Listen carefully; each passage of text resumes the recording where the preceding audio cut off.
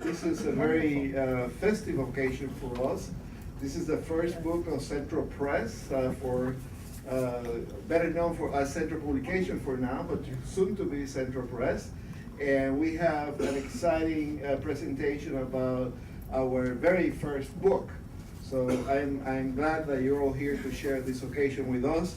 And in a minute, I will leave a person that knows more than I do about this to talk to you. But in the meantime, it's my task to let you know about what Centro is doing. As you know, we're in the 40th anniversary of the Center for Puerto Rican Studies.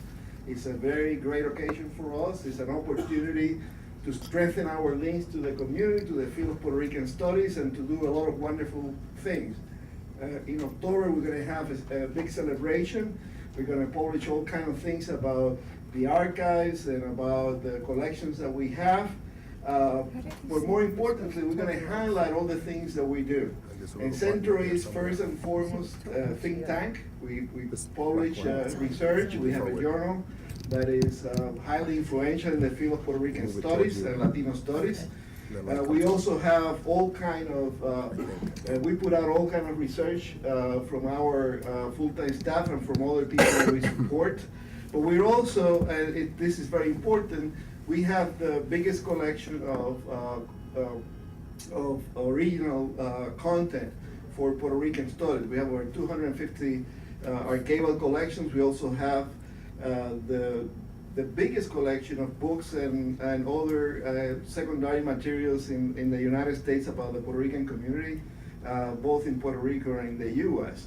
So that library and archives is a real asset to our community, and we're very proud to support and expand. One of the things that we have done for some time now, and we're going to conclude this year, is the 100 Puerto Rican campaign. One of those events, this campaign intends to collect about 100 collections, new collections for our archives. We actually have over close to 400 nominations so far. We have sent about 100 invitations. We have already over 50 people agreeing to donate their. So we're making good progress in reaching the goal of 100 Puerto Ricans. So if you haven't read about that, please take one of the brochures and find more about that. But one of the things that we do as part of that campaign is to celebrate what we call affinity events. Okay, affinity events are events that are co-sponsored with all kind of partners. In this particular case, I think on April 26th, this Friday, we're going to have an important event honoring Puerto Rican veterans, okay, from 65th Infantry on, people who have participated in wars, defending this country, in the military, and we're going to honor a handful of them, and there are flyers out there. If you like to join us, we're going to have refreshments and the like, and it will be a very festive occasion. That's one of the areas that we identify in the campaign that we needed more content in our archives. So we're going to celebrate the fact that some of them are donating their collection to us. Also, we have a calendar there that we're about the end of the semester, but we still have a couple more events. One of them is Meet the Authors. We're going to present a documentary and a book by Raquel Ortiz, a documentary on Maria Dominguez's engagement of school students, across 119th Street where we have our facilities. We're going to present a documentary about how they can use the archives for class projects, and it's a beautiful documentary, a beautiful project, and you're all invited to share with us. And finally, the last event of the semester will be this Remember Ricardo Campos Horta. He used to be a staff at Centro. He passed away last year, and we're having a memorial event where all the old guard for this, from Centro and the field are going to be there remembering Ricardo. So as you can see, my job here is very easy, just to welcome you all, and I'm going to let the other people do the hard work, as it should be. So I'm going to introduce you to Javier Totti. Is the director of Centro Publications. He's the editor of the journal. He's the editor of Centro Press. He's the editor of the electronic magazine Voices, and he will do the introduction of the panel and monitor this event. So with no further ado, Javier Totti.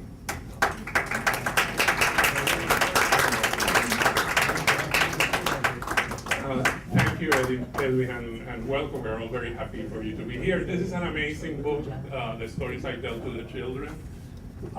When I got the manuscript, and I have, probably after the author, I have read the manuscript the most. And every time I read it, I felt more enamored of Pura Belpré. I'm so sorry I never got to meet her, even though I was in New York when she was still alive. And the work that Lisa does in the book is amazing. So this is a real jewel, and we're so happy that it's our first book. My task here is simple. I'll just introduce the panelists and give a big bio and move the program along. We'll leave the jewel of the panel, Lisa, last. She'll be the last to talk, but we'll start with the other panelists. We'll start with Julio Hernandez Delgado. And Julio, in 1992, wrote in the journal Library Quarterly a very important and pioneer work on Pura Belpré. Pura Belpré, storyteller and pioneer Puerto Rican librarian. And for many years, this was the only work on Pura that was out there. And as I was reading Lisa's book, I know Julio, of course, I went and read it, and it's a very interesting article. Julio is associate professor and the head archivist, here at Hunter College, at the Hunter College Library. So, Julio. Virginia goes first. I'm very sorry. She has to leave. Well, Virginia Sánchez, it's difficult to introduce Virginia Sánchez. Because he doesn't have. And her CV, I'm not going to list the books that she has, which she's associated with. We all know, I mean, Virginia is Professor Emeritus at Puerto Rican and Latino Studies at Brooklyn College. She is one of the founding presidents of the Puerto Rican Studies Association, and is a seminal figure in the field of Latino studies. We all know the pioneer work from colonia to community that really placed Puerto Rican history in New York on the map, and is still the basic source for that. Virginia has also been involved in the publication of something like 5 books, probably around 30 articles, and now we are all expecting her new work on Puerto Rican and Cuban women in New York during the late 19th century and the pro-independence movement of Cuba and Puerto Rico. So it's an honor to have her here.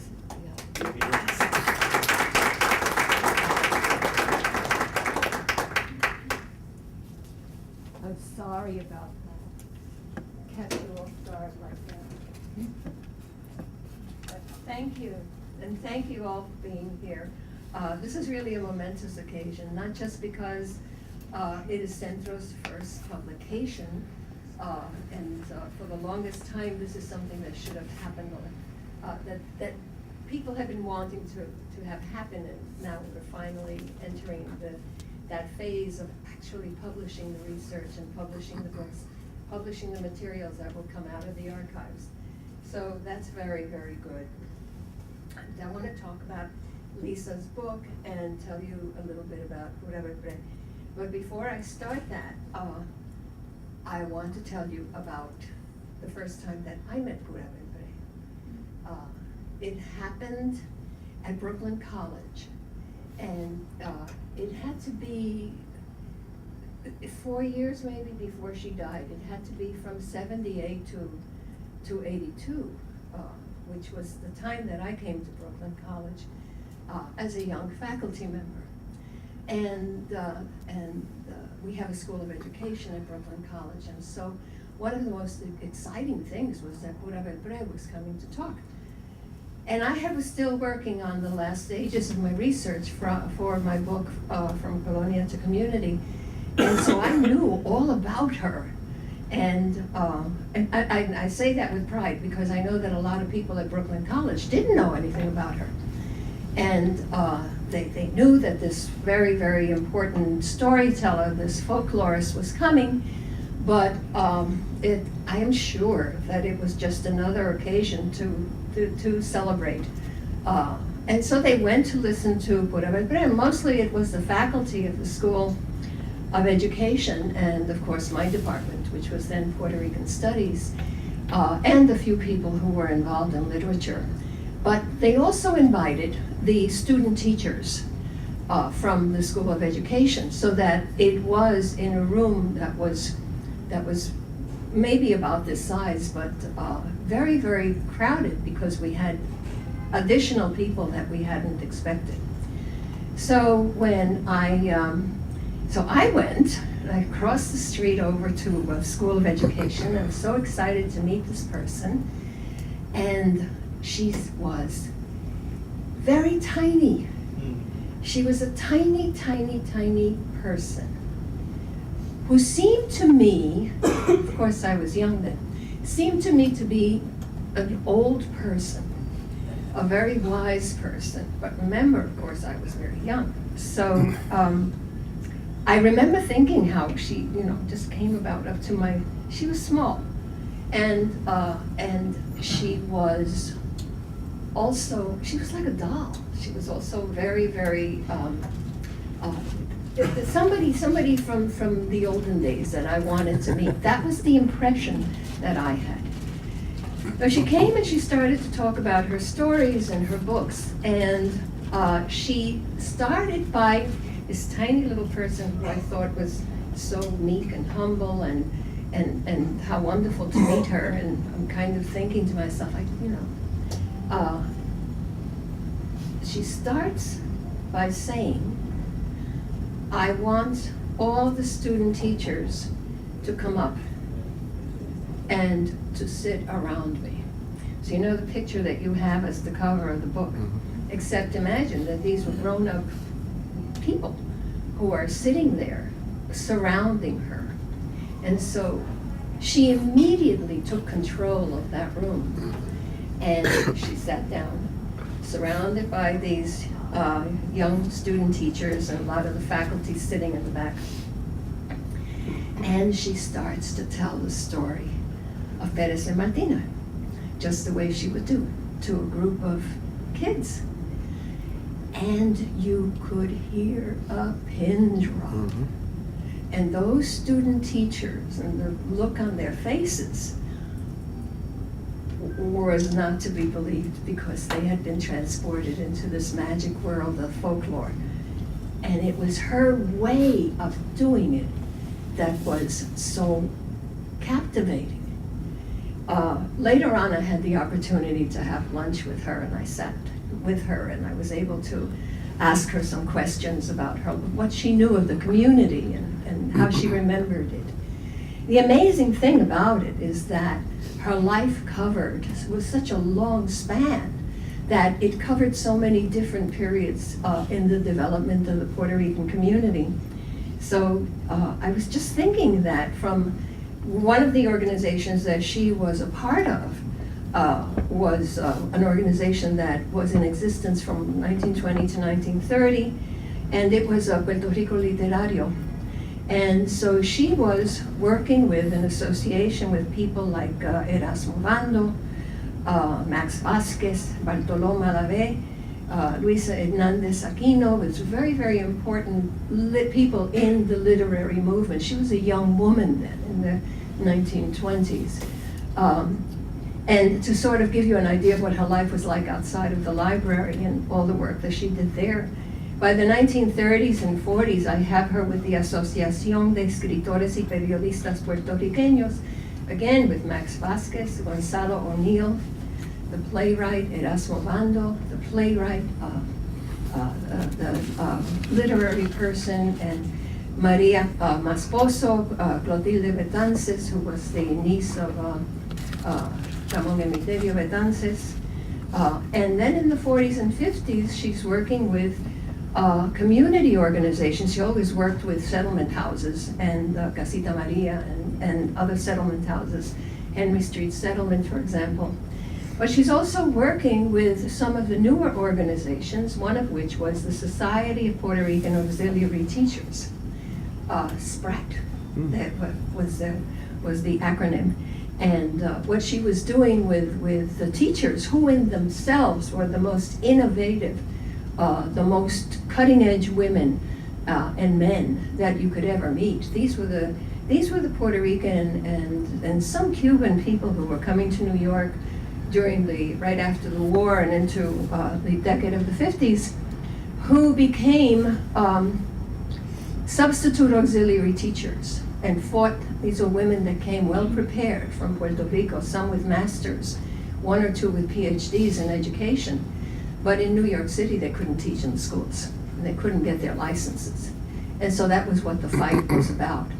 But they were essentially the first bilingual teachers in the city system, and they had to create their own material, and that's where Pura came in, because she was the folklorist, and she was able to guide them, and she would meet with them, and she was a top community organizer.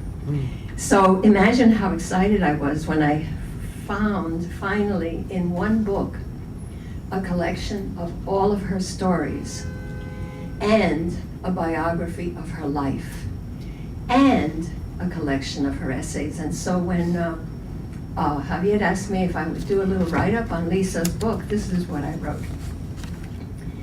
Lisa Sánchez González says, "The Stories I Read to Children is the most comprehensive work on the life and legacy of Pura Belpré to date. The book captures Belpré's dedication to preserving the precious gift of heritage, the rich cultural traditions of the Puerto Rican people, and the empowerment of storybooks in educating children. Belpré's creative magic shines through the published and unpublished folklores included in this volume. These transport the reader into a child's world of wonder and beyond, where anything can happen and usually does. But nowhere is Belpré's legacy more pronounced than in her observations that statistics cannot show the joy of a child who has discovered his heritage in a book. The book offers more than Belpré's biography and folktales. It demonstrates succinctly the author's engaged advocacy in the development of New York's Puerto Rican and Latino community, particularly in the education of its most valuable asset, its children. Not often acknowledged, Belpré's pioneering efforts in the field of children's librarianship clearly underscore a major accomplishment that reflects the kinds of achievements Puerto Rican women were making in the early years of community formation, as important, I would argue, as her compatriots and contemporaries, Arturo Schomburg's compilation of the African experience. A major figure in molding the mission of the New York Public Library and its programs and initiatives for the fledgling Puerto Rican and Spanish-speaking barrios of the interwar years and beyond, Belpré has left an indelible legacy as a writer, an educator, an administrator, and the performer, storyteller. Powerful in their simplicity, her own words reveal a dedicated intellectual who confronts the challenges of her times and our own. In the essays found in the final section of the book, Belpré comes to life as a woman, as an educator, and as a person who witnessed and engaged the issues and the events most relevant to the city's barrios. These memories unveil a studied approach to political tensions and social issues, educating the bilingual child, community outreach and organizing, the looming implications of Puerto Rican statehood, or the conflicting interactions of a growing pan-Latino population. One of the things that she says about Puerto Rican independence, which is kind of interesting, because, and actually to be expected given her early orientation in the community, and it's not often thought about in terms of Pura Belpré. She says, statehood will destroy Puerto Rico's national identity in short order, while the present Commonwealth system will destroy it as surely, although more slowly.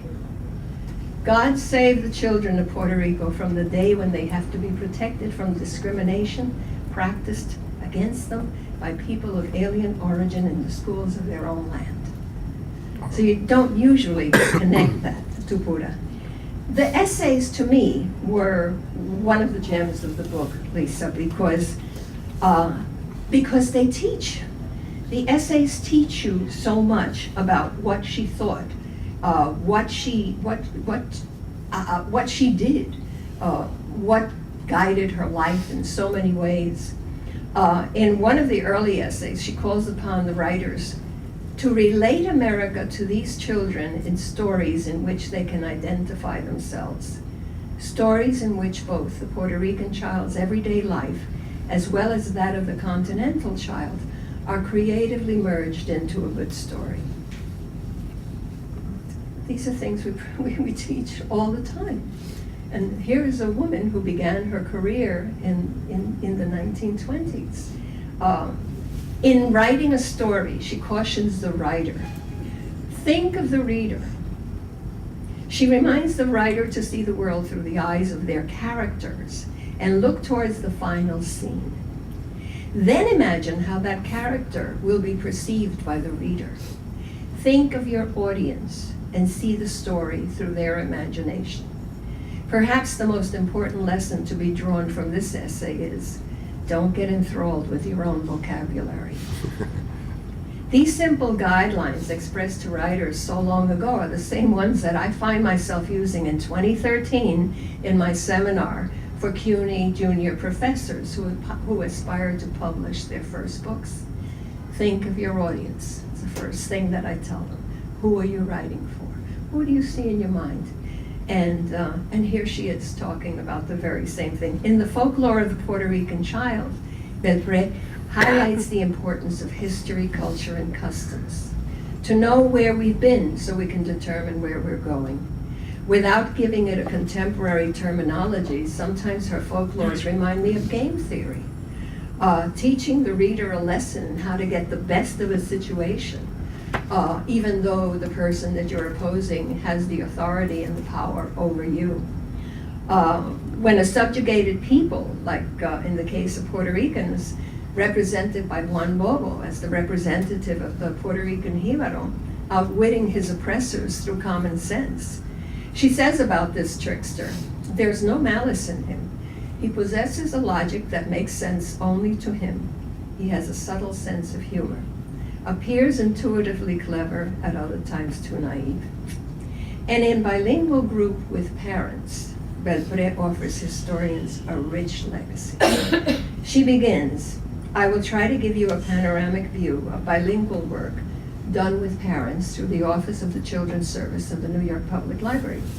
This is not entirely new work, for it began in the 1920s with the first influx of Spanish-speaking migrants. For every organization, club, settlement house, educational environment, and socially oriented associations that used outreach strategies functioning in the interwar years, she provides a blueprint of how organizing could be done. So often we wonder when we read things about the past, how did they do it? They had these organizations, but how did the organization work? Well, in reading her essays, you get a very, very clear indication of how organizations work, how outreach was done, what you did to empower a community, and what you did to empower your audience through the magic of storytelling.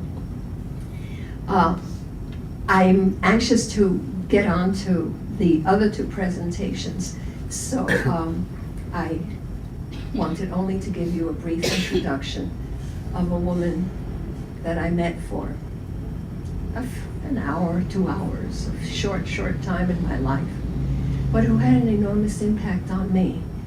And I was delighted to see that we've published her works in one place. Thank you.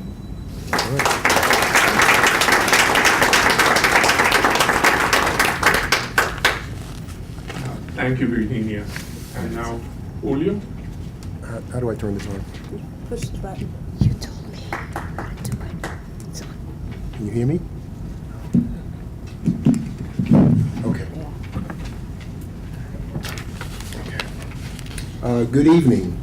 My name is Julio Hernandez Delgado, and I have been an employee of Hunter College Library since October of 1987, and the head of archives and special collections of Hunter College since February of 1992. I was invited to participate in tonight's event by the Centro de Estudios Puertorriqueños of Hunter College to celebrate the publication of an excellent book by Professor Lisa Sánchez González on the life and writings of an extraordinary Puerto Rican woman named Pura Belpré Nogueras. I assumed I was invited to comment on Professor Sanchez's exquisite work because back in October of 1992, I published an article in Library Quarterly titled Pura Teresa Belpré, Storyteller and Pioneer Puerto Rican Librarian. The intent of my article was to, 1, stir interest amongst Latinas and Latinos on the life of Pura Belpré, 2, document Pura's accomplishments as a children's librarian, storyteller, author, puppeteer, and disseminator of Puerto Rican folklore, and 3, encourage others to examine the Pura Belpré papers, which are currently housed in the Central Library and Archives, and write articles, chapters, or books on the multifaceted life of this talented, committed, and beautiful Puerto Riqueña. I am happy to say that Professor Sanchez has done a marvelous job in stitching together an outstanding biography on Pura Belpré, who, I regret to say, is probably not well known outside the field of children's literature or librarianship. What is truly amazing is that Professor Sanchez took 10 years, let me repeat, 10 years, to research and write an excellent biography, in my opinion, and one that was long overdue. Professor Sanchez's determination to publish the stories I read to children must be applauded and praised for a job well done. The Stories I Read to the Children is a work that is well researched, appropriately documented, and beautifully written. The portion of the book I found most appealing and informative was the section on Pura Belpré, her life and writing. Professor Sanchez effectively outlines different aspects of Pura's life, from her early years in Puerto Rico to her eventual participation in the South Bronx Project, and places each of Pura's phases in a historical context. This approach gives the reader a clearer understanding of how Pura's life unfolded throughout her 81 years. The Stories I Read to the Children also poses a series of questions about Pura, her family in Puerto Rico, her arrival in New York City in 1921, her marriage to Clarence Cameron White, and other issues which are not clearly divulged in her papers. The questions posed by Professor Sánchez González could possibly stimulate and encourage other researchers to investigate and write about other aspects of Pura's life. Another aspect of the Stories I Read to the Children is that Professor Sanchez includes a section of Pura's published books and unpublished stories and essays. I don't know if you are aware, but most, if not all, of Pura's books are out of print.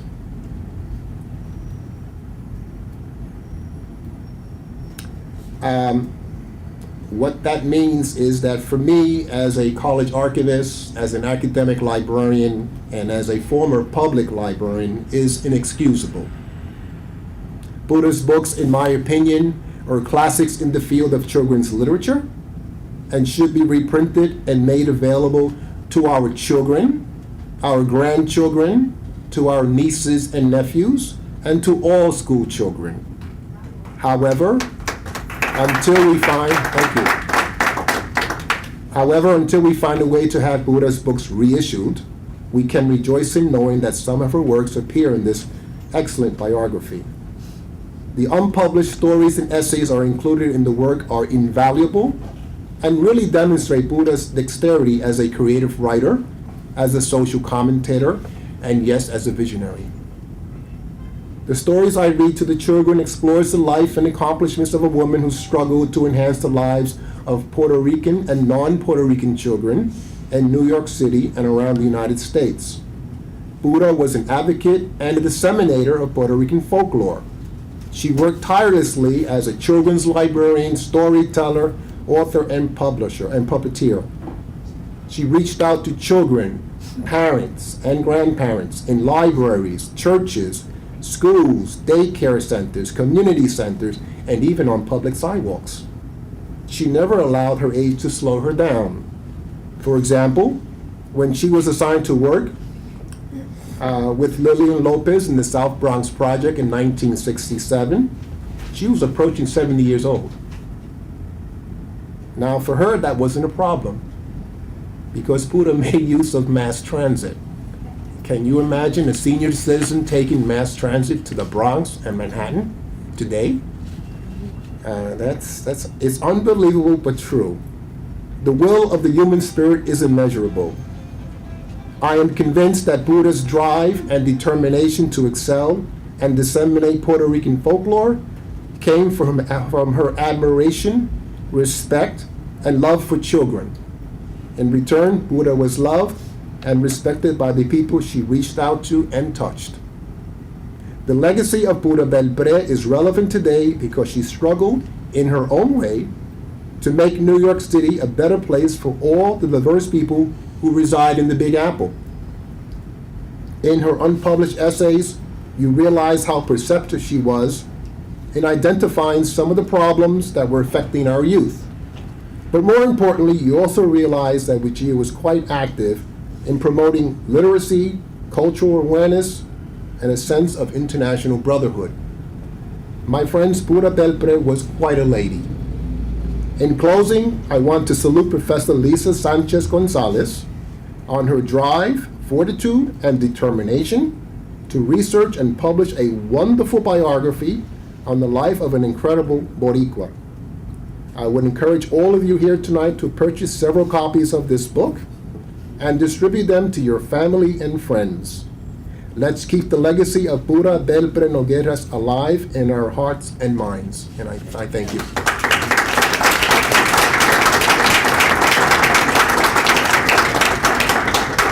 Thank you, Julio. You're welcome. As Julio mentioned, 10 years, that's a long time, so I'll be very brief so that we can to Lisa, but I want to say something first and it will highlight the importance of this book. As Edwin Melendez said, we started a publications program, and there are other books that are about to be published, and two of them specifically wanted to be the first one. One is a collected, a book, an edited book on essays on Tato Laviera that includes essays by scholars on Tato Laviera that includes his poems and a play. And Tato who's a dear friend, wanted to be the first book that we published. And when I told him, and it was paying me, when I told him that no, it wasn't, he asked, what's the first book? And I said, the book by Lisa Sánchez on Pura Belpré. And Tato said, say no more. It'll be an honor to be second, to go after Pura. The other book is the memoirs of Gilberto Helena Valentin. And I met Helena Valentin in January. I visited him in Lares, and he asked me the same question. Is it going to be the first book? I said, no, it's not going to be the first book. He said, what's the first book? And I said, it's on Pura Belpré by a professor from the University of Connecticut, Lisa Sánchez González. And Helena said, I knew Pura Belpré. I knew her well. Una mujer infatigable, an amazing woman. It's fine that I'll be the second one. In a way, it says a lot. But let me go to that, so you quiet them both and take it out. Lisa Sánchez González is Associate Professor of English at the University of Connecticut. She's a graduate did her PhD at UCLA, and has taught in universities here in the United States, in Puerto Rico, and Brazil. She's a prolific writer with essays appearing in numerous journals, and she is the author of a classic book, Boricua Literature, a literary history of the Puerto Rican diaspora. A book that many of us in our Puerto Rican studies and Latino studies classes use. Her second book, of course, is this one on Pura, but she also has a book that's coming out next year, and looks like an amazing book titled Puerto Rican Folk Tales, Cuentos Folclóricos Puertorriqueños, or what Lisa tells me is a bilingual book. Oh, nice. And it will be out by Two Leaf Press in 2014, so it's just right after this one, and we are all expecting that. It sounds like an amazing book. Without anything more, I leave you with the author, with Lisa.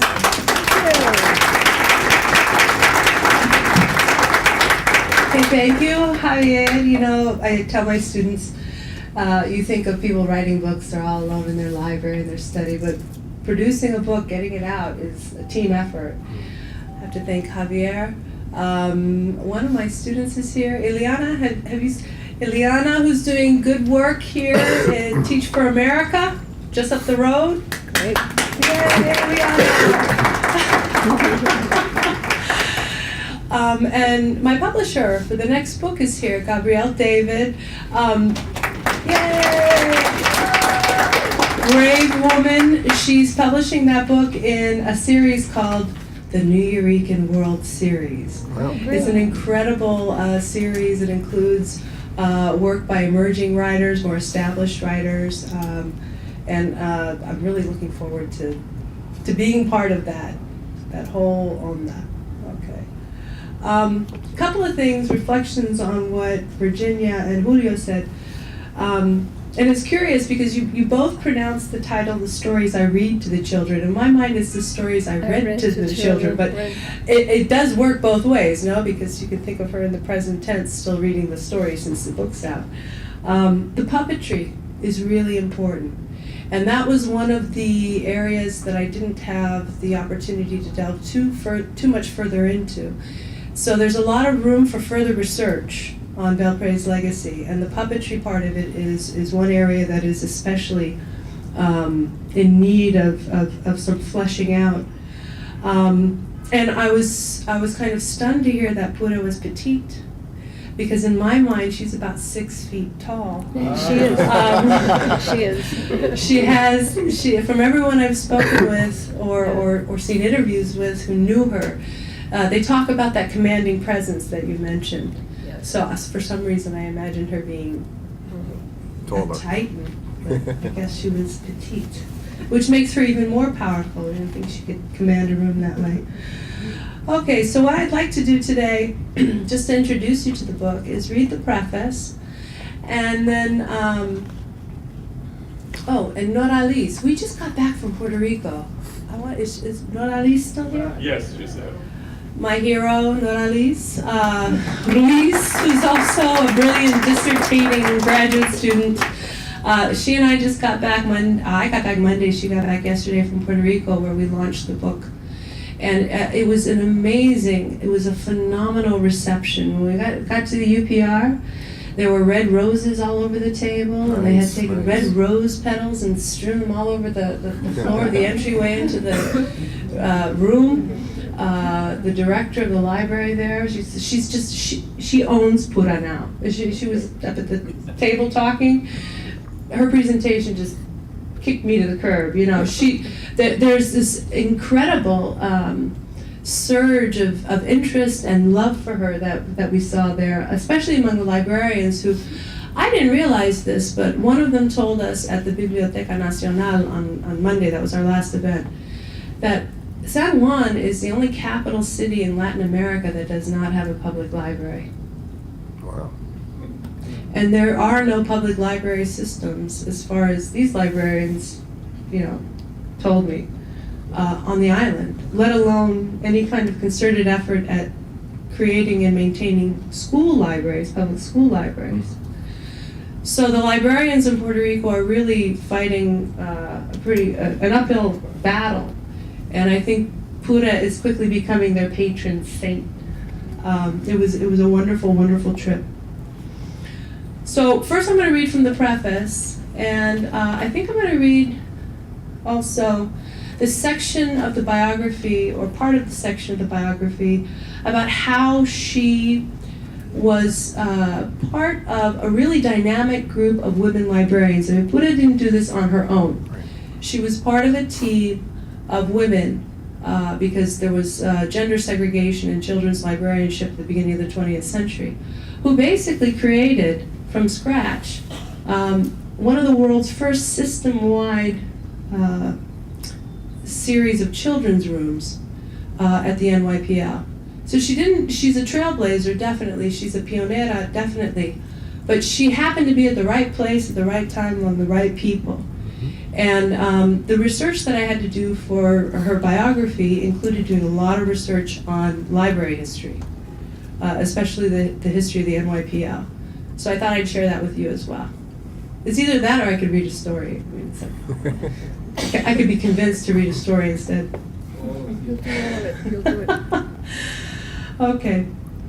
Pura Belpré is not merely one of the handful of Latina authors whose pre-war writing has been rediscovered in the U.S., but also one of North America's earliest known Caribbean women writers to have left behind an extensive collection of essays, notes, published books, private effects, and unpublished manuscripts.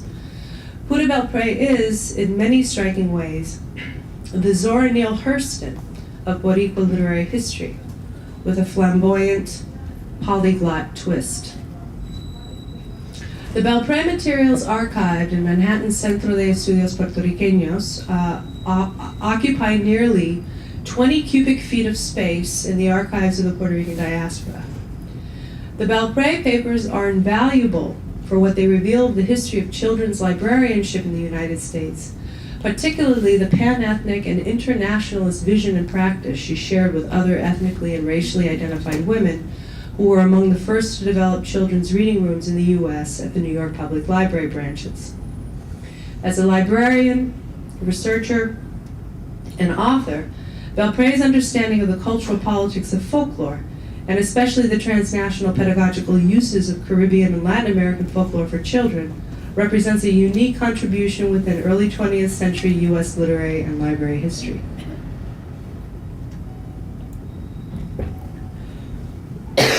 I'm getting over a little head cold I got in San Juan.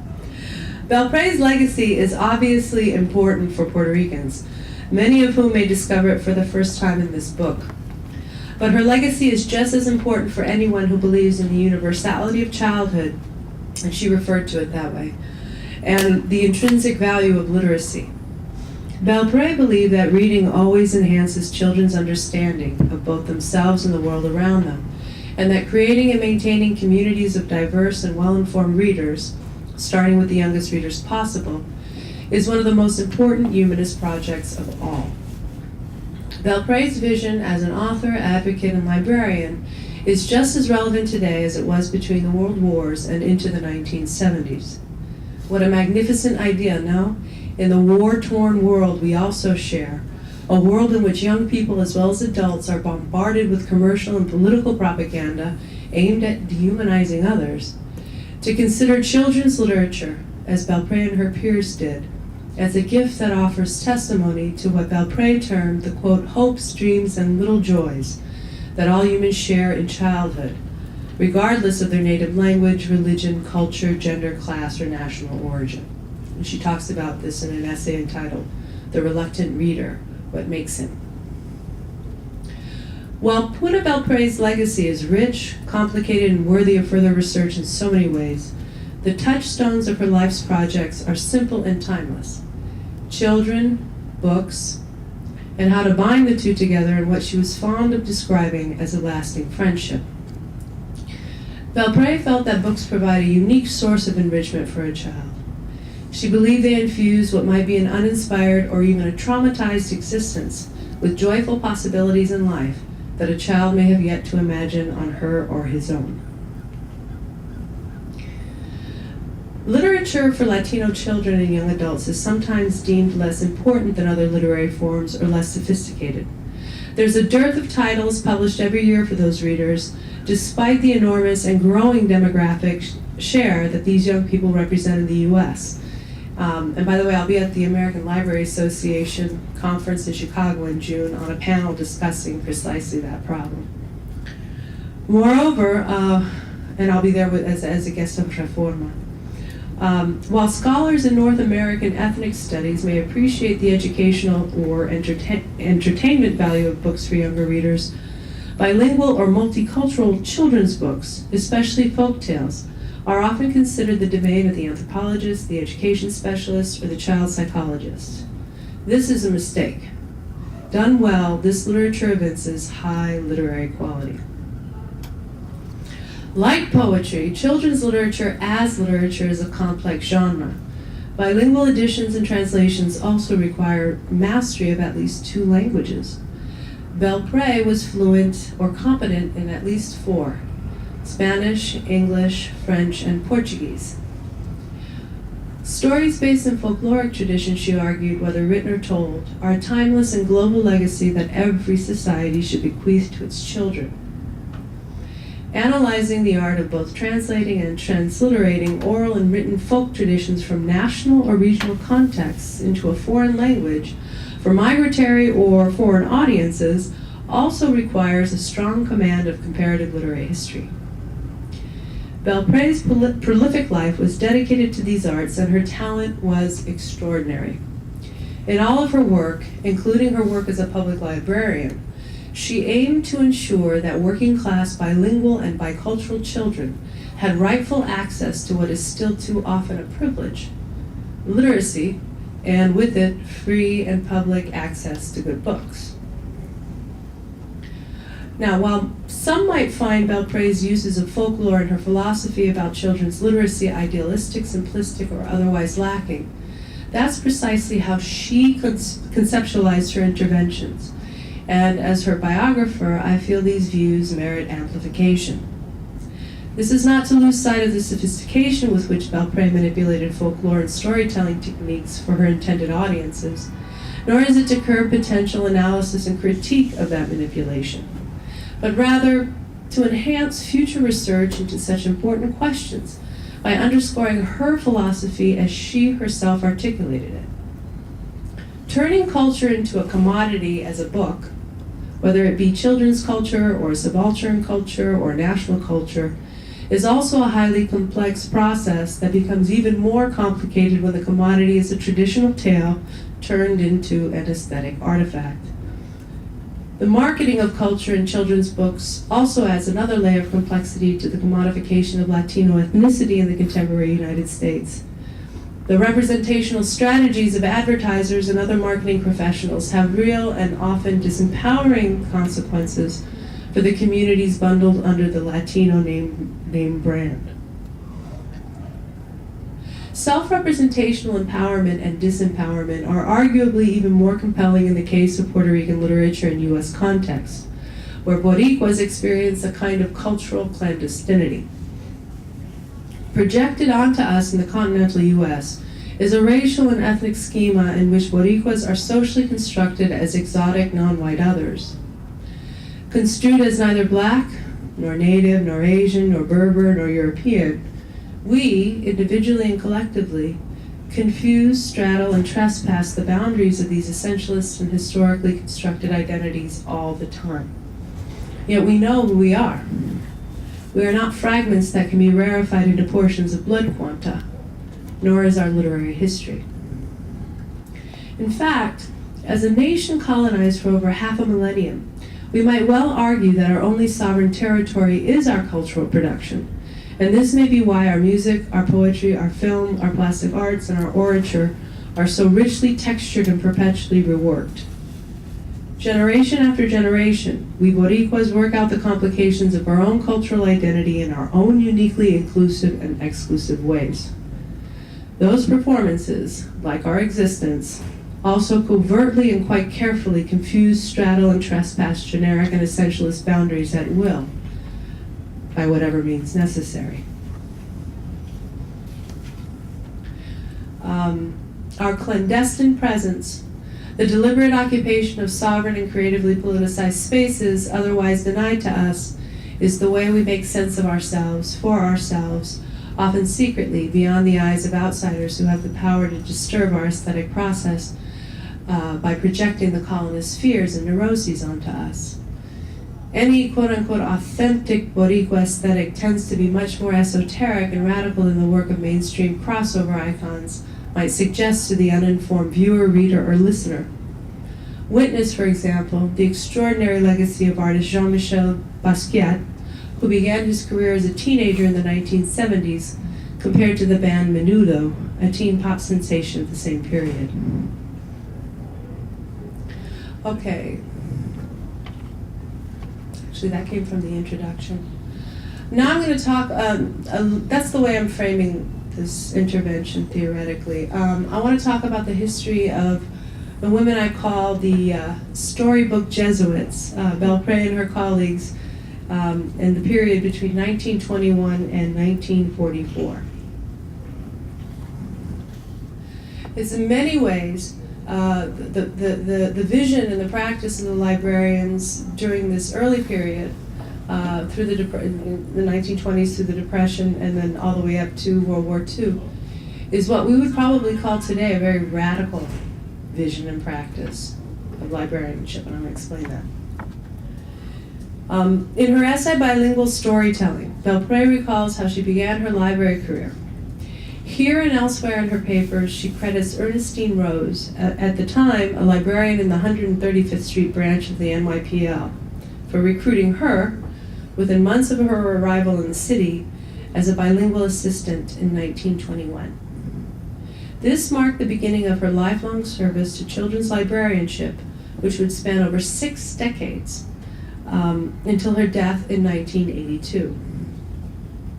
Belpré worked as a full-time librarian of various grades, as they were then called, from 1921 until 1944, when, shortly after her marriage, she decided to take a year's leave of absence that became an almost 20-year hiatus.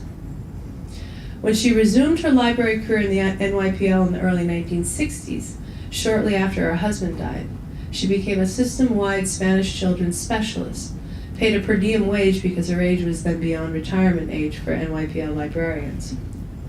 She was not only the first Boricua librarian in the NYPL, but her longevity meant she shared the experience of the aftermath of World War I, the Great Depression, the Vietnam War, and the Civil Rights Movement with multiple generations of colleagues and children, right? And doing outreach with multiple generations of community organizations, as Virginia underscored.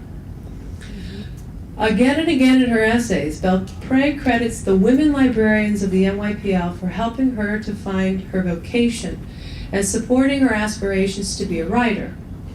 Some of her colleagues and supervisors in the 1920s and 30s are considered the founding mothers of children's librarianship in the United States. Most notable among these women was Anne Carroll Moore, the NYPL's superintendent of work with children during the first 20 years of Belpré's career.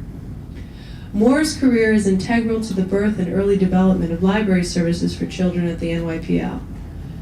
Perhaps as a result of the historical moment of the turn of the 20th century in New York City, that would be, the immigration of millions of working poor families, what was understood as the cultural, national, religious, or racial character of distinct neighborhoods in the city, and the working class conditions so many children shared across the board, plus the beneficence of the millionaires who funded the first public library branches. New York City was ripe for the refinement and proliferation of children's librarianship, and Anne Carroll Moore became the first public library administrator in charge of doing just that. Under Moore's leadership, the first children's librarians at the NYPL were hired for their creative energy and knowledge of various languages, literatures, and oral traditions rather than formal degrees.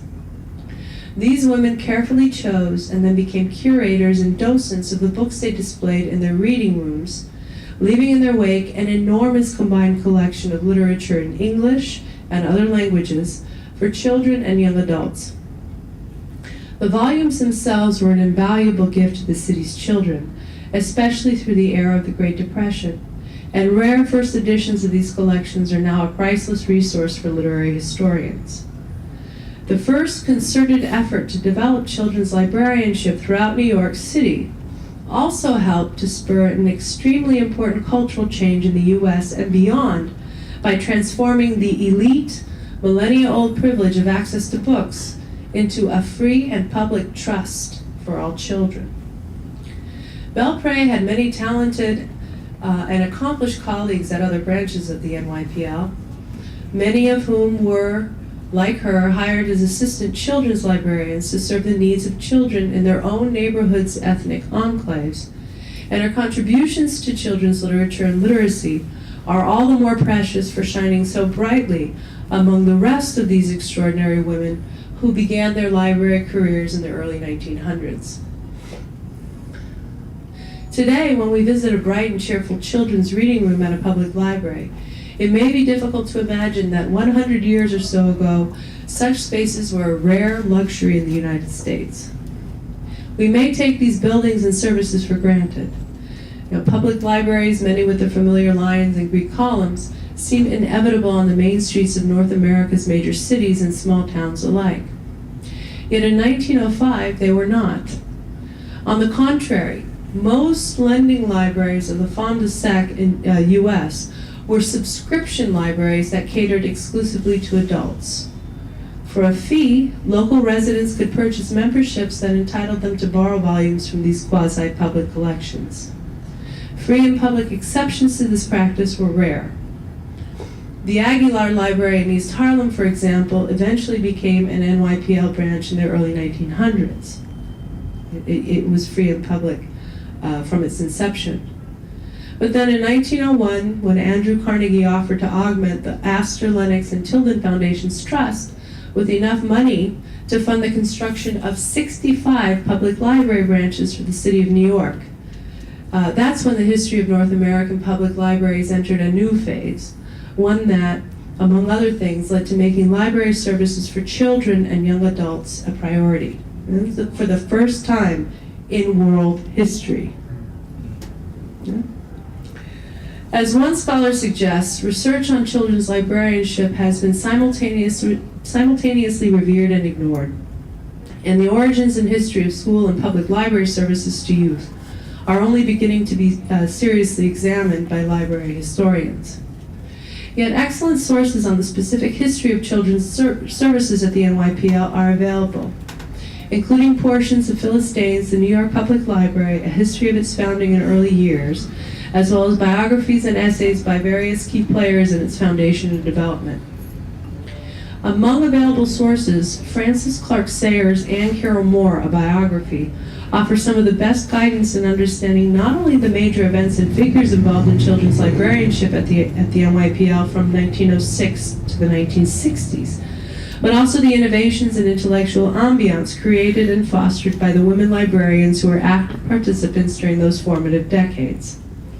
Sayers, who was Moore's protege and successor as superintendent of work with children at the NYPL from 1941 to 1952, could hardly be considered an entirely unbiased chronicler of her times. Yet her close ties to Moore and her own professional involvement with the NYPL lend exceptional insight into the evolution of library services for children and the women responsible for its success. As a member of this pioneer group, Pura Belpré's contributions as a bilingual children's librarian, storyteller, and author are all the more important for being the first of their kind among other firsts in the system, the nation, and the world. Belpré played a founding role in the international dissemination of bilingual, Spanish and English, children's librarianship. In the early years, this work involved collaboration between Polish American, German American, Bohemian American, Irish American, Italian American, Jewish American, and other bilingual and polyglot women library workers representing the diverse backgrounds of the era's massive wave of United States immigration.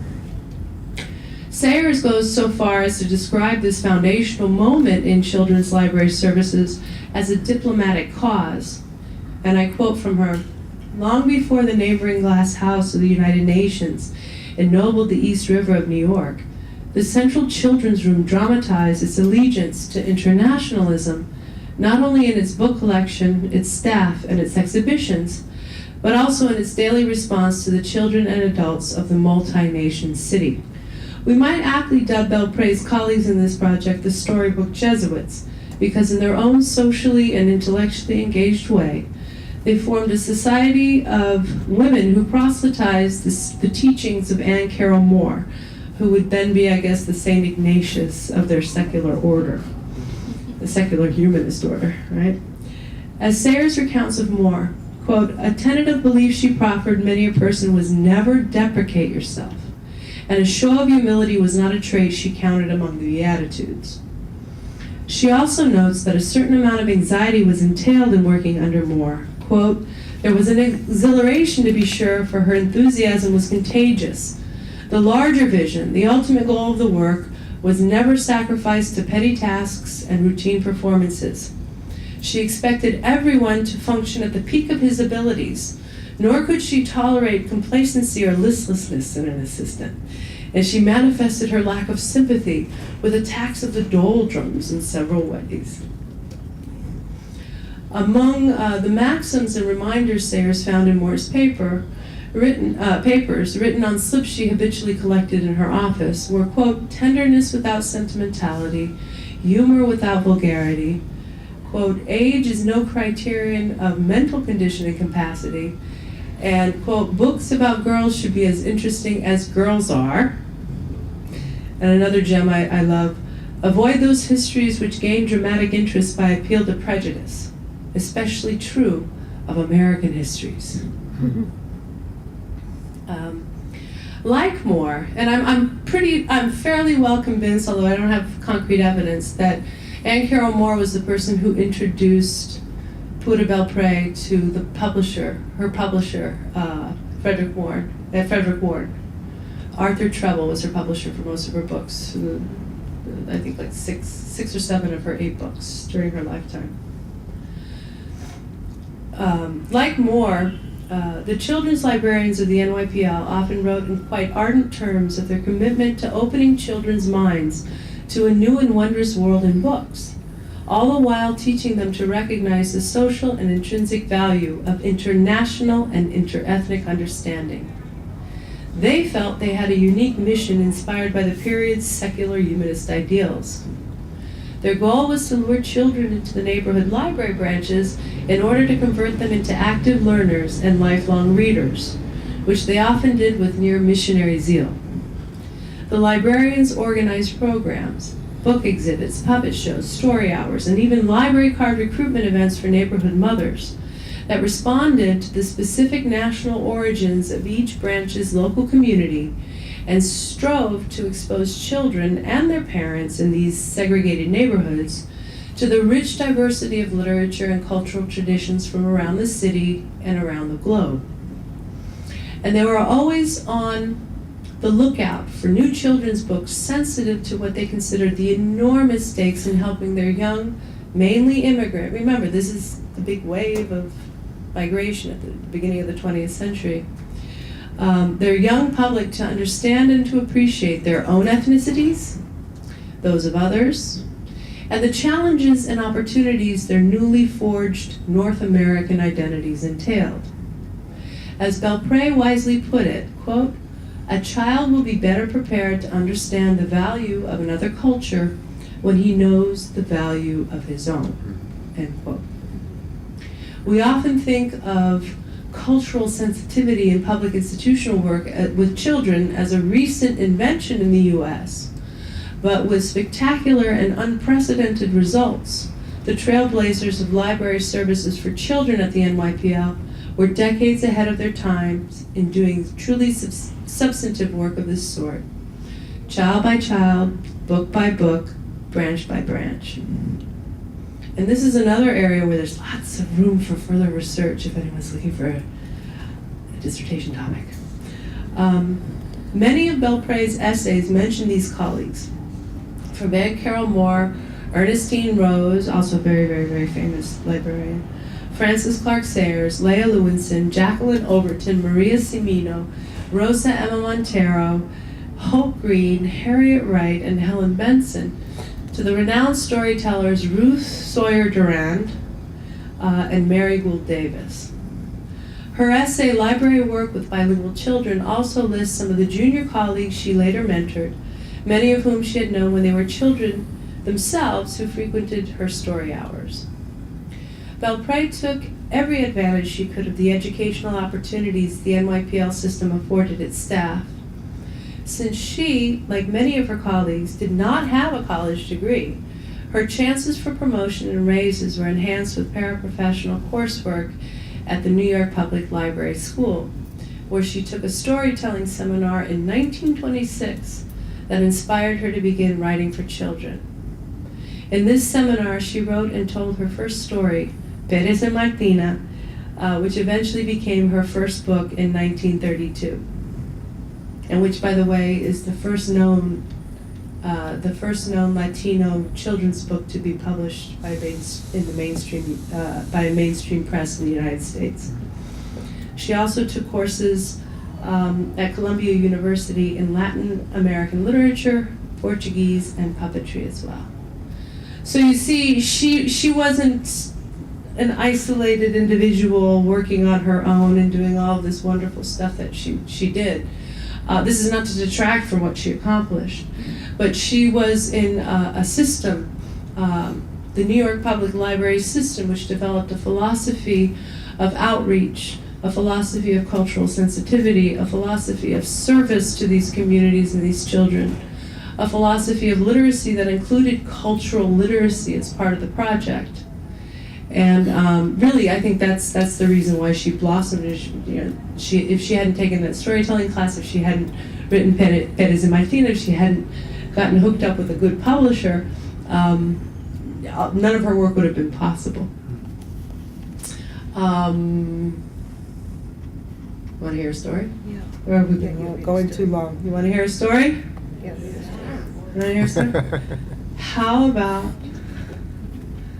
let's make it a short.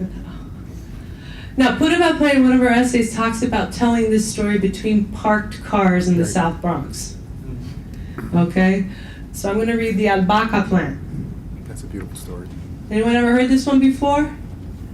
You're in for a treat. It's about a very, very smart girl. That's another thing about Belpré's, especially her unpublished stories. She has an incredible cache of stories about heroine stories involving girls, which, if you've ever studied children, so you realize, at least at the beginning of the 20th century, so many of the heroic tales involve boys. You know, the stories with the 3 tests and the 3 gifts, and then the character rides home triumphant on the magical horse, that kind of story. Almost always the protagonists are boys. But in many of Belpré's stories, especially her unpublished stories, the protagonists are girls. And these are also the stories that are the most fantastic in the literary sense. Right? There's all sorts of magic going on, and strange suspensions of all sorts of rules of gravity and physics and everything else. Because it almost seems as if she needed to reinvent the rules of nature in order to have these characters prevail. It's really, really very interesting. These stories represent what we might even call a feminist sensibility in the here and now. So here's the albahaca plant.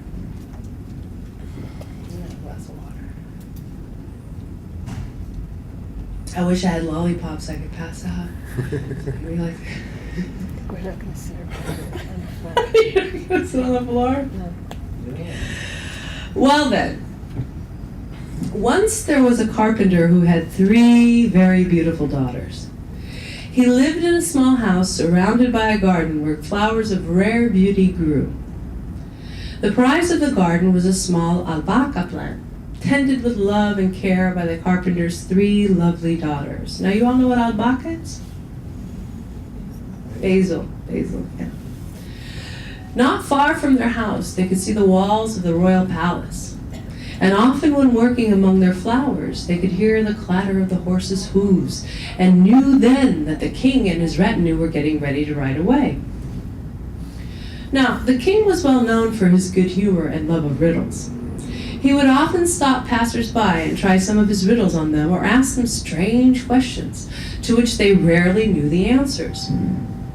It was a familiar sight to see the king thus engrossed in conversation with a peasant or a lord. So one morning, as the king rode by the carpenter's house, Carmen, the eldest daughter, was in the garden, watering the albahaca plant. The king stopped his horse and called, "Gardener of fair charm, how many leaves has your plant?" Carmen, taken aback at such a question, ran quickly into the house, and the king rode away laughing. Next morning, he rode again by the carpenter's house. Maria, the second daughter, was in the garden, watering the albahaca plant. He pulled in his horse and called, "Gardener of fair charm, how many leaves has your plant?" But Maria was just as bashful as her older sister, and she too ran into the house. The king roared with laughter. This indeed was good sport. Bright and early the next morning, Pepita, the youngest of the three daughters, took the watering can and went down the garden path to water the albahaca plant. She was the prettiest of the sisters and the cleverest. She had heard how the king had laughed at her sisters, and she vowed she would pay him back if he rode by again. She had not been there long when the sound of horses' hoofs sounded on the pavement, and looking up, she saw the king standing there. Guess what he said? "Gardener of fair charm, how many leaves has your plant?" That was what the king asked, and his eyes were full of mirth. He expected Pepita to run away, no doubt, like her sisters had done. But she didn't run away. Not she. Tossing her head at him, she called, "And can you tell me, good man, how many stars in the heaven there are?" The king turned his horse and quickly rode back to his palace. For days he took to his room. No one saw him, not even the Lord Chamberlain. He thought and thought about how to get even with the carpenter's beautiful daughter. At last he conceived of a plan. Disguised as a young candy peddler with a colorful tray on his head, he set out to sell his wares throughout the city. Up and down he went calling, "Candy, candy, sweet candy." Pretty soon he came by the carpenter's house. His voice rose high and clear. Out came the three sisters and began to bargain with him. But the peddler would not sell them his candy for money. That was what he said. "What would you have then?" asked the eldest daughter. "Kisses. Only kisses." That was his price. "Oh no," said Carmen as she ran into the house. "No indeed," said Maria, and she too ran into the house. But Pepita, the youngest and the prettiest and the cleverest of the three sisters, recognized the king's voice, and she laughed to herself. "I will buy your candy," she said, and stooping, gave the peddler one kiss for every piece of candy she picked from the tray. Next day the king had his horse saddled and came riding to the carpenter's house. In the garden, watering the albahaca plant, was Pepita. And he said, "Gardener of fair charm, how many leaves has your plant?" So here was the king again. Quickly Pepita called back, "And can you tell me, good man, how many stars in heaven there are?" But the king did not turn his horse and ride back to the palace. Instead he said, "You who answer so pert, how many kisses for the candy did you pay?" Pepita was so ashamed and crestfallen that she quickly ran into the house. So the king had not been outwitted. Days went by and soon rolled into months. None of the sisters had seen the king again. Then one day the father brought news that the king was ill and all the doctors who had tried to cure him had failed. Pepita did not believe the news. "The king must be conceiving another plan to fool someone," she said. "I will soon find out." So next day, disguised as a young doctor and mounted on her donkey, she arrived at the palace gates. When the king heard that a young doctor had arrived to cure him, he gave orders to conduct him to his bedroom immediately. A lackey came to take care of his donkey, but the young doctor insisted that the donkey must go with him into the palace. So there was nothing to do but let him go in with his master. Once in the royal bedroom, the doctor placed his donkey close to the bed and began to address the king. "Your Majesty," he said, "behold, this donkey is the real doctor. Possessed of great magic powers, he has cured hundreds of people. His prescriptions, however, must be kept to the last word. Are you then, Your Majesty, prepared to follow his instructions?" "Yes, yes," answered the king. The young man then went to the donkey and placed his mouth close to the donkey's ear. The donkey, used to his master's caresses, softly brayed. "Yes, yes," answered the young man. "It will be done as you desire, doctor." "Your Majesty," said the young man, "the doctor's prescription is an easy one, though a trifle strange. You may perceive, Your Majesty, that even though he has cured hundreds of people, you are the first royal person he's treated. So honored is he that before he casts his magic powers on you, he begs that you bestow upon him one kiss."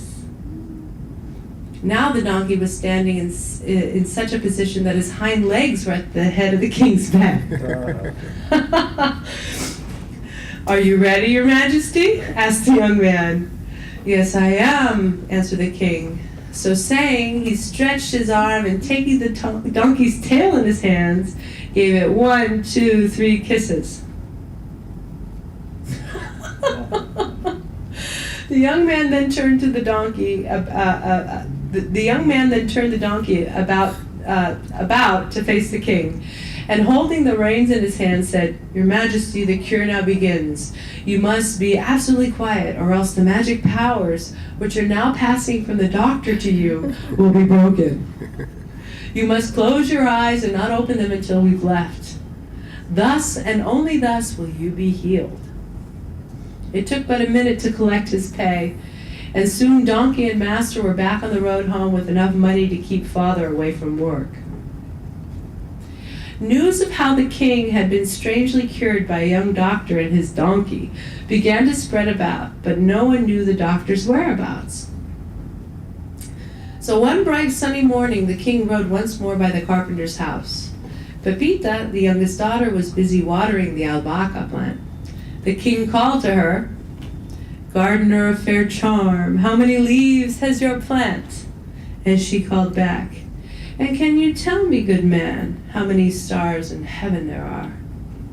But the king disregarded her question and called back, "You who answer so pert, how many kisses for the candy did you pay?" Did the king really expect her to run into the house again? Not she. Assuming the young doctor's voice, she answered, "Your Majesty, I'll kiss a candy peddler any day rather than kiss a donkey's tail." The king realized that it was she who had been in the palace, and because she was so clever, so young, and so pretty, he married her, and they lived happily ever after. Nice, nice. Very nice.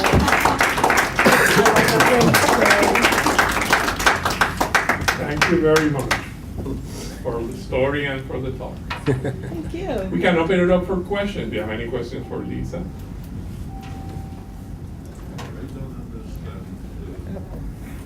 Could you speak up? I'm gonna have to borrow one of these mics Okay. and then you can share.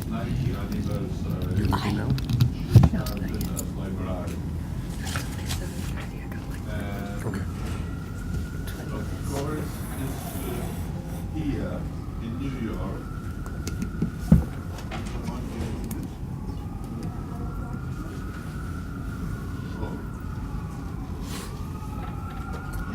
My question is why we don't have a network of libraries.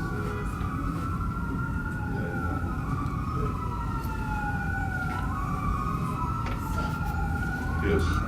Hello? Yes. And of course, my question is simple.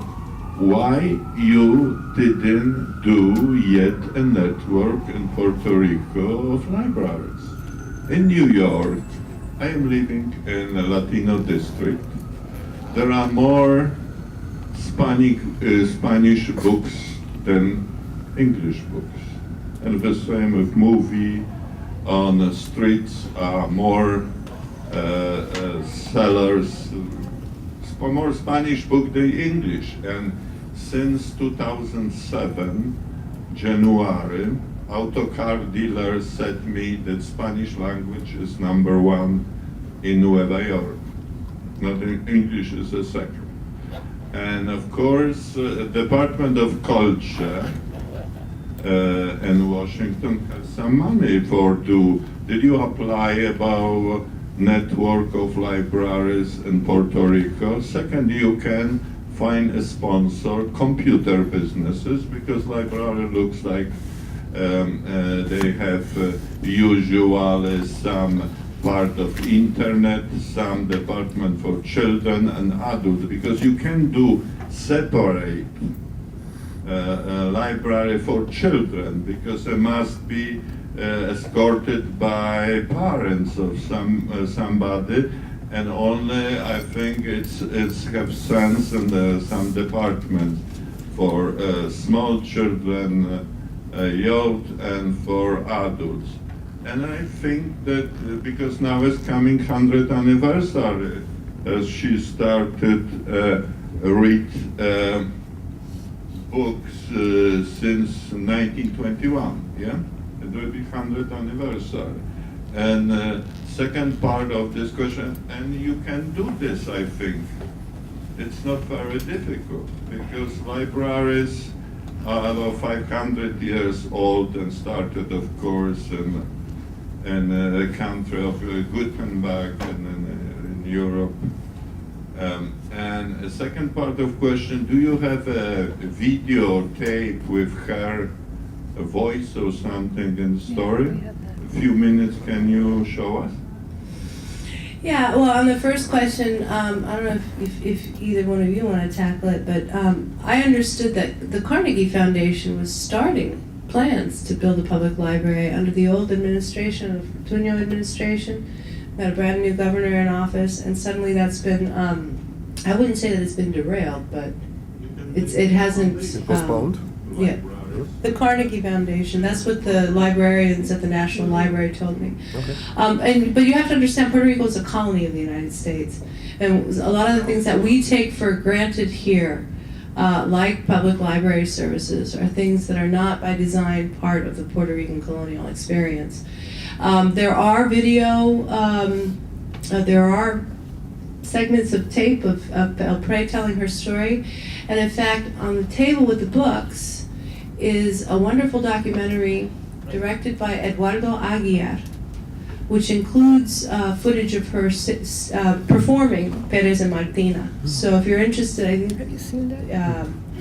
They're for purchase. Here for the Puerto Rican network of libraries here in Nueva York, and in Puerto Rico separate chapter, and they make a money.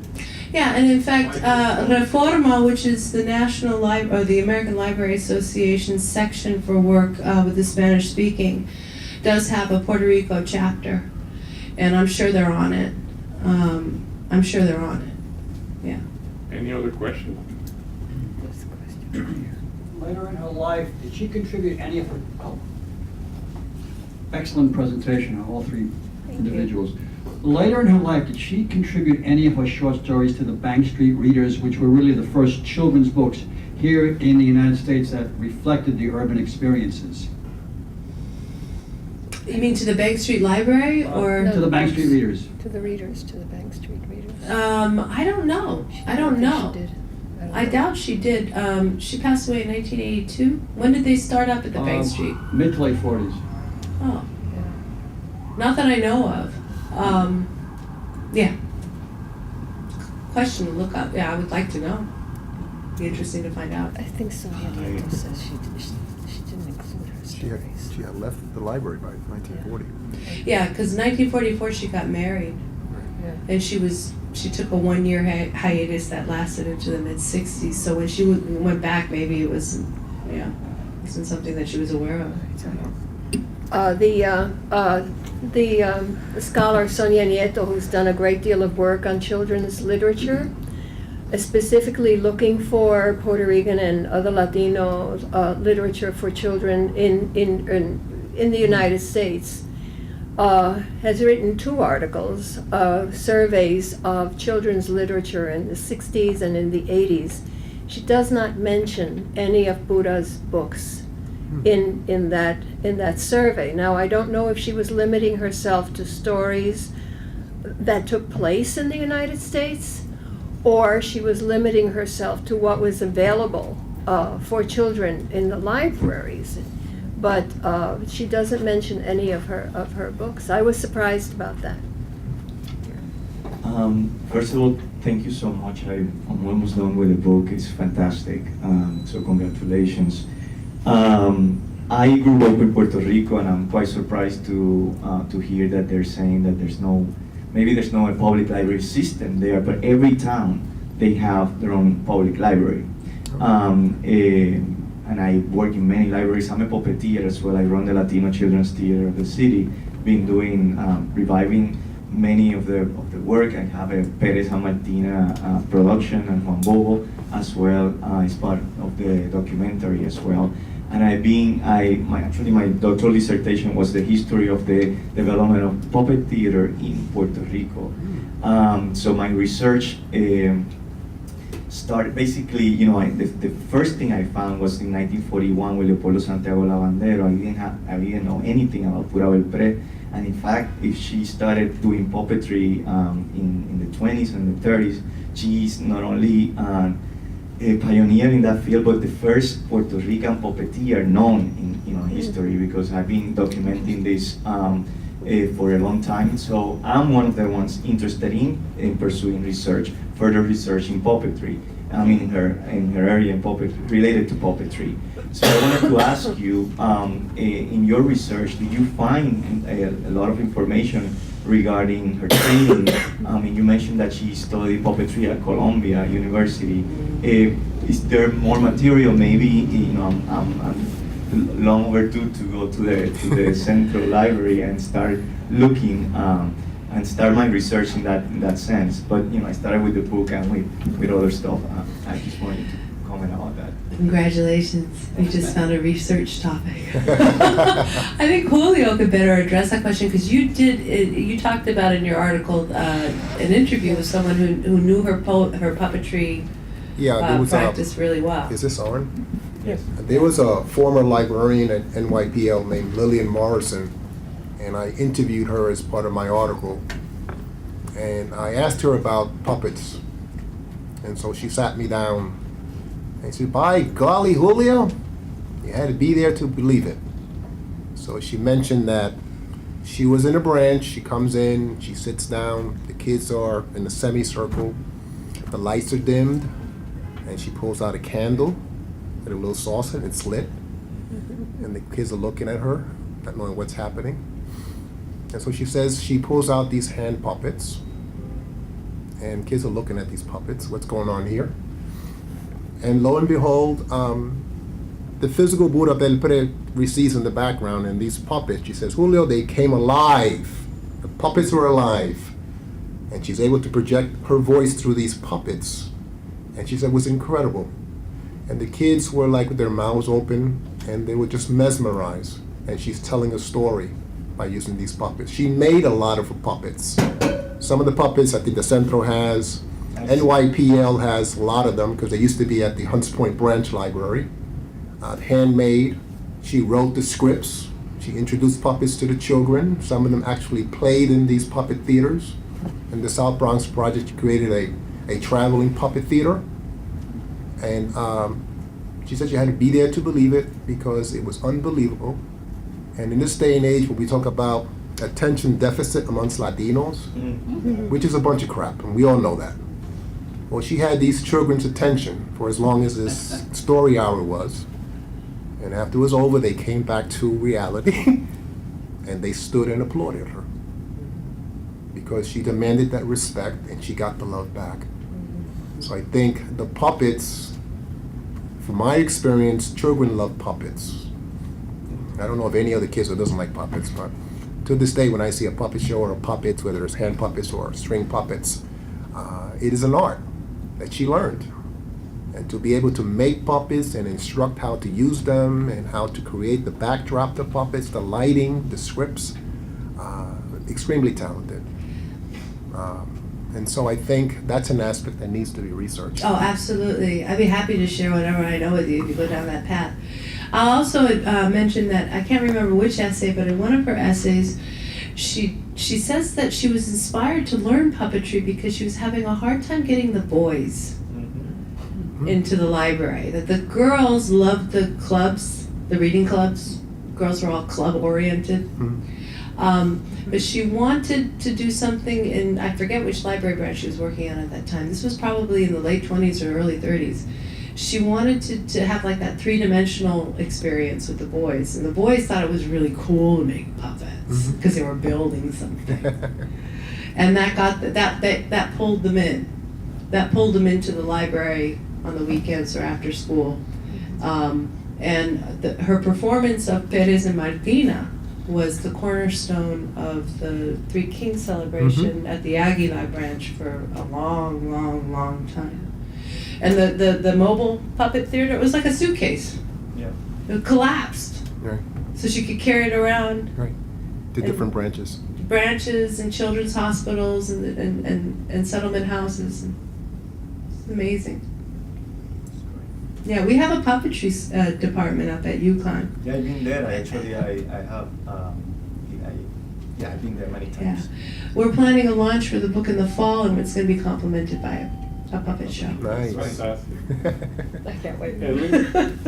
Just want to make a brief comment about the libraries in Puerto Rico, because I don't want people to walk away thinking, I think what Lisa meant was that in San Juan there might be lacking a library, but there are several library systems in Puerto Rico. We have partnered with the University of Puerto Rico. They have 18 different libraries.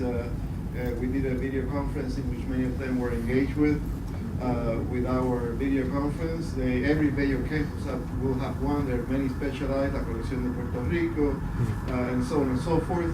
There are over 70 municipalities. All of them will have a public library associated with them. Each university system, Management Interamericana, will have their own library system.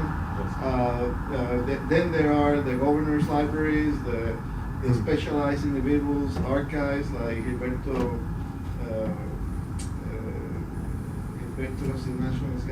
Concepción de Gracia. Gilberto Concepción de Gracia. So there is a wide range of, we identify about 8 digital archival collections that we highlighted in a video that we're about to publish about Puerto Rico resources. So there is a vast array of library and archive resources, electronic or otherwise, that are available to the public. I think the challenge that we have is to hook up to that system to do both, to do two things. A handshake that involves us providing materials to them so that they can distribute it to students and faculty and teachers in that system, and us learning about those resources so that our researchers can benefit from that. And so Centro has taken a few steps in that direction. I just wanted to make sure that we don't walk away thinking that, now having said that, there are all kind of challenges there, including the deterioration of the National Archives, and so on and so forth, the underpayment, understaff, and I can go on with the list. But there is a network and infrastructure, and thank God that it's still there. Okay. Orlando. Orlando Hernandez, Hostos Community College. Thank you so much for the wonderful and beautiful job that you've done in disseminating press work, and I think you framed it quite profoundly in view of what happens with the whole relationship with regards to the diaspora and the social and political movements. I just wanted to make a brief comment, follow up on Ellie's report. I think the academic and university level libraries are doing okay, if not well, somewhere in between. And I think the infrastructure is there. But the report from the field about town libraries is horrible. And And I have to say these things because we need to start to look at those factors and why our children do not develop these skills at an early age, as most middle class children do in developed countries like this country. San Juan does have a library, and it's the Carnegie Library, which is falling apart. And it's falling apart because the previous administration of San Juan grabbed it and has done nothing to upkeep it, to maintain it, and to keep, and to repair it after the early 1990s hurricane that hit it badly. Oh, okay. So it's an extraordinary library, and it had extraordinary rich materials, a lot of which, not all, but were actually lost because of the humidity and the flood that ensued the hurricane. Was that Hugo? I think. So there's that has to be dealt with. There's a much more sympathetic, smart, and committed person now as mayor of the city of San Juan, and we hope that she will be able to do something for restoring and retrieving the old Carnegie Library, which was founded in the early 20th century, early 19th century. But it's really, I don't know, the situation is so terrible in terms of the budget and the economic crisis that it's hitting the island, that unless I think we keep using some of our own connections and maybe putting some pressure, these things might not get done for a long time, and a lot may be lost in the process. The small towns do have libraries, and they don't work the way they should be working. Many of them are actually being phased out, and they don't have adequately trained personnel.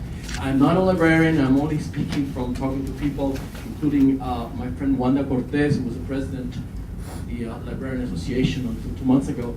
So there's a lot that has to be done, because I don't think that the Departamento de Educación contemplates libraries as a priority at all. So they actually have started to develop these electronic libraries, which would replace the actual libraries where there is a librarian that might be able to interact with children and all kinds of population. And that's a real source of this problem. I'll leave it there, and I'm sure that Let's take one last question, and then we have 2 questions. And then we have some refreshments. Thank you.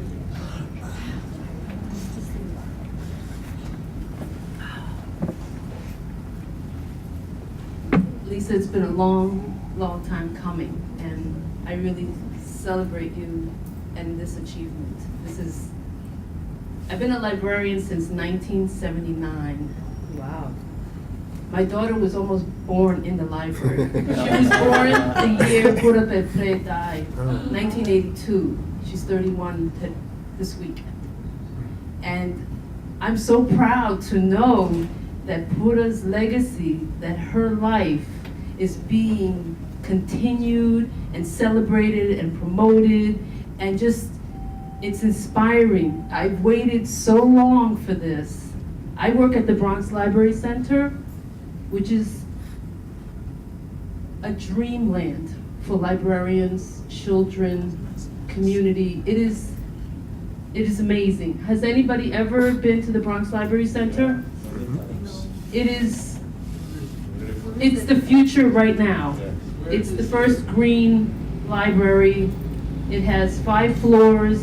It has services for children, literacy programs. It's the most functioning library I've ever been to. It's on East Kingsbridge Road, right off of Fordham Road up in the Bronx. If you would just Google it or just go into the computer. We have Facebook. You can see all the pictures of all the things we have. I am privileged to work with the Puerto Rican Heritage Collection, which is this small little room. We work with the whole reference floor, but there's one room called the Puerto Rican Heritage Collection. In that room, at one time, it was like a dumping ground for Spanish books, rare, autographed, beautiful books, but it was kind of neglected because of staff shortages, and just people not knowing what it was. Now it was converted into a gallery and a collection, and Pura Belpré's portrait is framed in the corner in a gold frame with one of the puppets that I made of Martina. And Perez lost his head, so I don't know, prepare. His head is fell off, but it will be prepared soon. But I just really am so happy to see that Pura's name and her life is being honored, and that there will be a revival. Mm-hmm. And I just invite you to come and help us bring it back to the librarians, so that librarians can generate, and community can generate more interest in Pura and her work. We have her books. There was, every children's librarian in New York Public Library used to have a collection called the Reading Room Collection.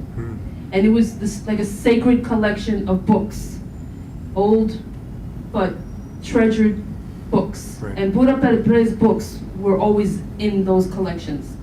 But they disbanded that collection. So now, through all these renovations and all these upgrading, a lot of those books were lost and discarded.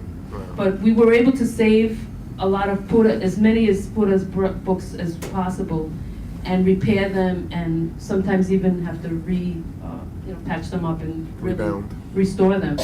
But we have them in the Heritage Room. We have Ote, we have Perez and Martina in English, the English version, the Spanish version.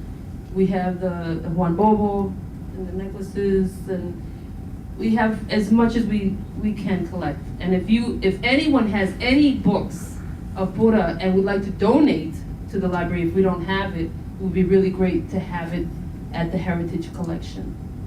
So I just invite everybody to go to the Heritage Collection. And we also tell stories there. We do puppet making and arts and crafts there too. So thank you so much. Yeah, thank you. Wow. I'll give you my card if you want to invite me to come do a storytelling thing this summer. I'd be happy to do it. I'd love to. And those books are really valuable. You know how good they are? Yeah. It's the room is locked. So With a key. yeah, everybody knows. Lisa, I just want to congratulate you, because I know how long you have been working in this project, since the time that you came and started opening and looking and going through the boxes of Pura Belpré. And now your book is a great testament of her legacy that is still alive in the archives. We are fortunate that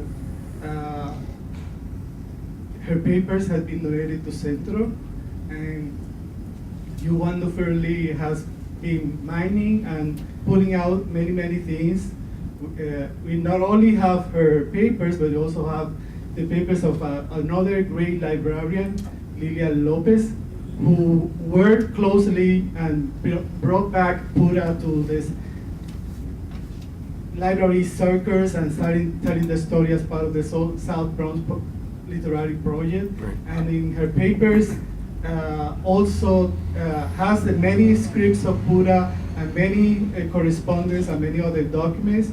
And we also are fortunate that we have Julio, many years ago, donated all the interviews that he did to all these people that worked with Pura, and he also has written about it.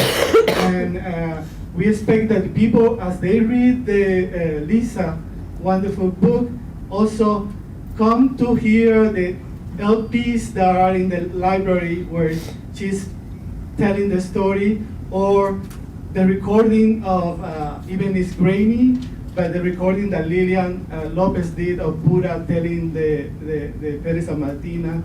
And again, I congratulate you, because I know how hard you have fought to make this book possible, and this tonight is a great moment for all of us, so congratulations.